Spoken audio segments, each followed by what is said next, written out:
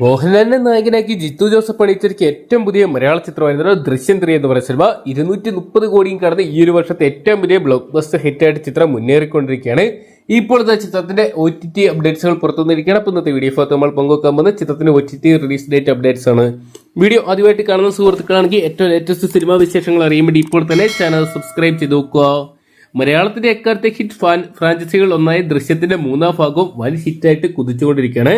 ഇപ്പോഴും തിയേറ്ററുകളിൽ ഹൗസ്ഫുൾ ആയിട്ട് മാറിക്കൊണ്ടിരിക്കുന്ന ചിത്രത്തിന്റെ OTT റിലീസും ഇപ്പോഴത്തെ പ്രഖ്യാപിച്ചിരിക്കുകയാണ്.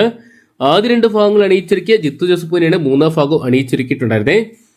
അത് ചിത്രത്തിന് തിരക്കഥ രചിച്ചതും ജിത്തു ജോസഫ് തന്നെയായിരുന്നു. നരേറ്ററോടൊപ്പം തന്നെ മീന, എസ്തർ, അൻസിബ, സിദ്ദിഖ്, ആശ ശരത്ത്, മുരളിഗോപി തുടങ്ങിയ ആദ്യ ഭാഗത്തിലെ താരങ്ങളെല്ലാം തന്നെ കേന്ദ്ര കഥാപാത്രമെടുത്തിയ ചിത്രം ഇപ്പോഴത്തെ വേൾഡ് വൈഡ് ബോക്സ് ഓഫീസ് നേടി 230 കോടിയും കടന്ന് മുന്നേറിക്കൊണ്ടിരിക്കുകയാണ്.